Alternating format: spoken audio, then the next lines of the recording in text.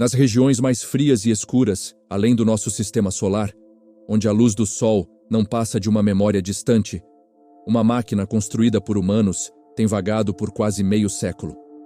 A Voyager 2, lançada em 1977, não foi construída para retornar, apenas para testemunhar. Ela cruzou os planetas, saiu da heliosfera e entrou no meio interestelar como a emissária mais distante da humanidade no vazio. Mas enquanto o mundo seguiu em frente, a Voyager 2 continuou escutando. E no mês passado, ela respondeu.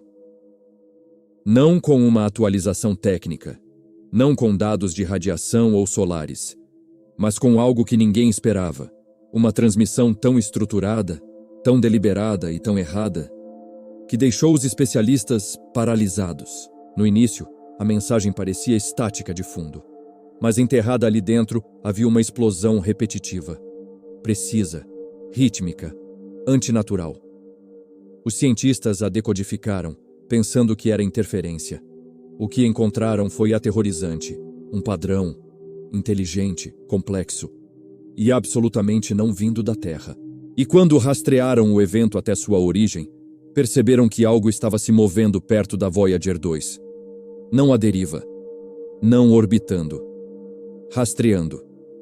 E naquele momento, a velha espaçonave se tornou algo mais do que uma máquina.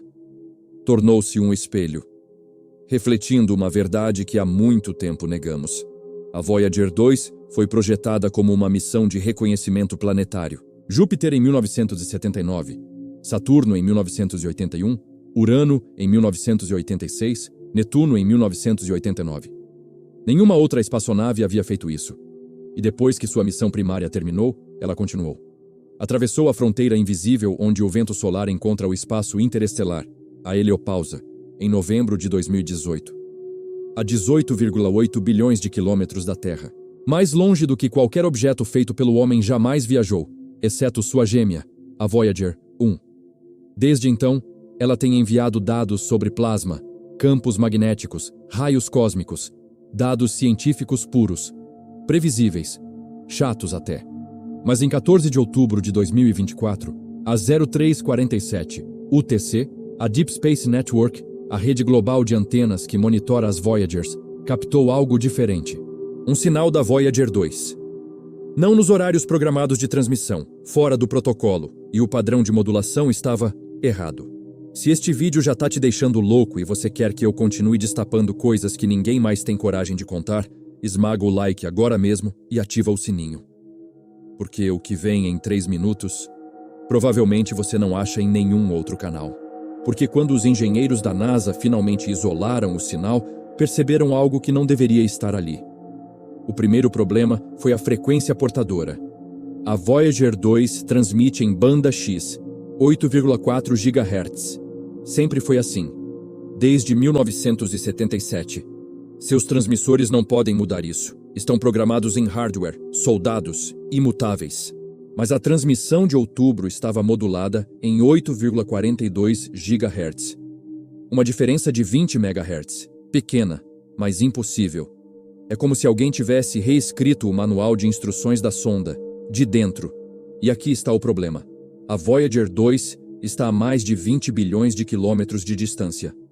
Qualquer comando que enviamos demora 18 horas para chegar. Ela não pode ajustar nada por conta própria. Não tem essa capacidade. Não tem IA. Não tem autonomia para reconfigurar transmissores. Mas tinha feito exatamente isso. Os engenheiros assumiram erro instrumental. Interferência. Um problema com a própria Deep Space Network. Então, repetiram as medições. 3 antenas diferentes. Austrália, Califórnia, Espanha. Todas confirmaram o mesmo. A frequência estava deslocada. E o sinal continha algo que não deveria estar lá. Uma estrutura dentro da estática. Deixa eu explicar o que isso significa. Toda a transmissão da Voyager 2 segue um formato rígido, cabeçalho de telemetria. Dados científicos, soma de verificação. Tudo binário, tudo previsível. Você pode literalmente prever cada bit antes de recebê-lo, porque o software de bordo tem 47 anos e nunca mudou. Mas esta transmissão tinha algo mais. Um padrão repetitivo embutido no ruído de fundo. não nos dados principais, mas nas flutuações de amplitude da portadora, como se alguém estivesse modulando a intensidade do sinal em si. E quando aplicaram análise de Fourier, basicamente decompor o sinal em suas frequências componentes, encontraram pulsos regulares, 1,7 segundos, pausa, 0,9 segundos, pausa, 1,7 de novo, repetindo por 43 minutos contínuos, como se algo estivesse batendo na porta. Só que havia outro detalhe. Um detalhe que a equipe inicialmente ignorou como ruído instrumental. Mas não era ruído. Espera. Porque o que eu vou dizer agora soa a ficção científica, mas está nos logs oficiais da NASA. Os pulsos não eram constantes. Eles estavam acelerando. 1,7 segundos no início da transmissão. 1,68 no meio. 1,65 no final. Como se quem estivesse enviando estivesse se aproximando. E então fizeram a análise Doppler. E aqui é onde tudo fica perturbador. Lembra quando perguntei se algo estava rastreando a Voyager 2? Bem, os dados de deslocamento Doppler sugerem que algo estava se movendo em direção à sonda. Não ao nosso redor. Não em órbita aleatória. Diretamente em direção à Voyager 2, a 18,8 bilhões de quilômetros de distância, no meio interestelar. E a taxa de mudança na frequência sugeria uma velocidade de aproximação de 47 km por segundo. Pensa sobre isso por um momento. O espaço interestelar não é vazio, mas é incrivelmente, incompreensivelmente estéril. Não há planetas, não há asteroides, não há nada com massa suficiente para gerar velocidades orbitais. Objetos lá fora derivam, flutuam, seguem trajetórias balísticas definidas pela gravidade das estrelas a anos-luz de distância. Nada acelera em direção a algo específico, a menos que tenha propulsão, e se tinha propulsão, não era natural. Em novembro, 4 semanas depois, a composição do sinal tinha mudado. A frequência de pulso passou de 1,7 para 1,2 segundos. A modulação ficou mais complexa. Como se estivesse evoluindo.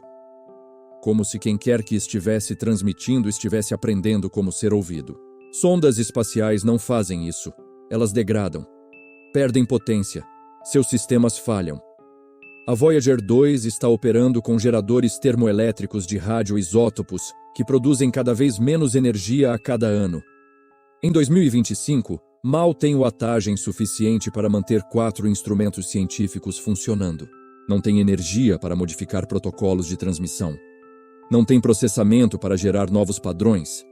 E definitivamente não tem como responder a algo externo em tempo real.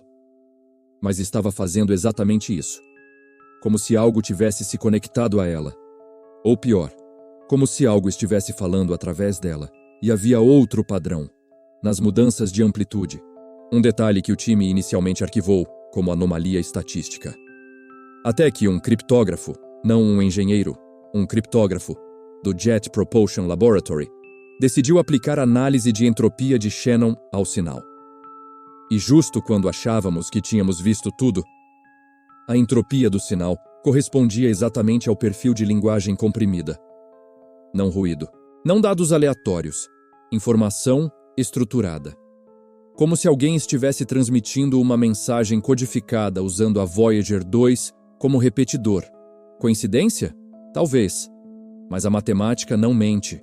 Ou talvez a pergunta real já não seja o que está acontecendo com a Voyager 2. Mas quem está tentando falar conosco através dela? Em dezembro, o padrão ficou cristalino. Os intervalos não eram aleatórios. 1,7 e 0,9. Somados, 2,6. Próxima sequência, 1,2, 1,4, 1,6. Números. Crescendo. E então, uma astrofísica do time, não uma engenheira de sistemas, percebeu algo. Os números correspondiam a razões. 1,7, 0,9, 1888, 1,4, 1,2, 1966. E 1888 está muito próximo da raiz quadrada de P. E 1966 está perto de 7 de 6. Uma razão musical fundamental. Agora, posso estar vendo padrões onde não existem. Pareidolia matemática. Acontece. Mas aqui está o que não pode ser coincidência. Quando mapearam todas as 73 razões de pulso ao longo das 11 semanas de transmissão anômala, 68 delas correspondiam a constantes matemáticas ou físicas conhecidas. Razões de isótopos de hidrogênio, razão áurea. constante de estrutura fina, como uma tabela periódica transmitida em intervalos de tempo. Eles estavam enviando provas de conhecimento, não em ondas de rádio, não em imagens, em matemática pura, a linguagem que qualquer civilização tecnológica reconheceria. Pensa nisso. Passamos 70 anos enviando sinais de rádio ao cosmos, construímos radiotelescópios gigantes. Ouvimos frequências específicas, esperando que alguém respondesse da mesma forma. E a resposta estava chegando através de uma sonda que lançamos em 1977, modificando seus próprios sinais, usando nossa própria tecnologia como ponte. Se isso é real, e todos os dados da Deep Space Network apontam que é, então estamos lidando com algo que não só nos detectou, mas entendeu nossa tecnologia. Entendeu como funciona uma sonda espacial de 1977. Entendeu como modular sinais de rádio. E escolheu usar nossa própria criação para se comunicar. E aqui está a parte que me deixa sem dormir. Isso significa que quem enviou essa resposta sabia onde a Voyager 2 estaria. No meio interestelar. 18,8 bilhões de quilômetros da Terra. Numa trajetória que só foi decidida em 1989, depois do último sobrevoo planetário. Eles previam onde estaríamos. Ou estavam esperando. Quantos outros sinais ignoramos? Quantas outras anomalias arquivamos como ruído instrumental porque não se encaixavam no que esperávamos? A Voyager 2 carrega o disco de ouro, um registro fonográfico com sons e imagens da Terra. Música. Saudações em 55 idiomas. Diagramas de nossa localização no espaço. Enviamos uma carta de apresentação ao universo. E talvez alguém tenha lido. Somos uma espécie que passou milhares de anos olhando para o céu, fazendo perguntas. Estamos sozinhos? Há alguém lá fora? E agora, no meio do vazio interestelar, uma máquina com quase 50 anos pode ter finalmente recebido uma resposta. Não da forma que esperávamos, não em palavras, mas em matemática, em física. Na linguagem universal que atravessa o cosmos, a Voyager 2 foi projetada para ser uma mensagem numa garrafa. Um artefato da humanidade lançado ao oceano cósmico. Esperávamos que talvez, em milhões de anos, alguém a encontrasse. Mas parece que alguém já encontrou. Se esta descoberta te fez questionar o que mais está escondido nas transmissões que recebemos do espaço, inscreva-se no canal e deixa nos comentários. Você acha que isso é contato real ou a maior falha técnica da história espacial? Porque as transmissões anômalas continuam, a cada semana, ficando mais complexas. E em março de 2025, a NASA planeja enviar uma sequência de comandos específicos para a Voyager 2, um teste para ver se ela responde de forma diferente. E se quiser apoiar investigações mais profundas como esta, considere virar membro do canal. Link na descrição. Deixa uma só palavra nos comentários: contato ou falha. Quero ver quantos de nós estamos pensando a mesma coisa, porque se isso é real, temos apenas alguns anos antes que a Voyager 2 perca energia completamente e o sinal se perca para sempre. Em 2030, os geradores da Voyager 2 estarão fracos demais para manter qualquer instrumento funcionando. Ela ficará silenciosa, derivando pela eternidade como um monumento ao que fomos ou ao que encontramos. E talvez, nesse silêncio, finalmente entendamos a mensagem completa. Ou talvez percebamos que esta é só a primeira frase de uma conversa que começou há muito, muito tempo, quando lançamos aquela pequena máquina ao desconhecido, sem imaginar que o desconhecido estava esperando. Porque no final, talvez a pergunta não seja: estamos sozinhos? Talvez seja: estamos prontos para saber que nunca estivemos?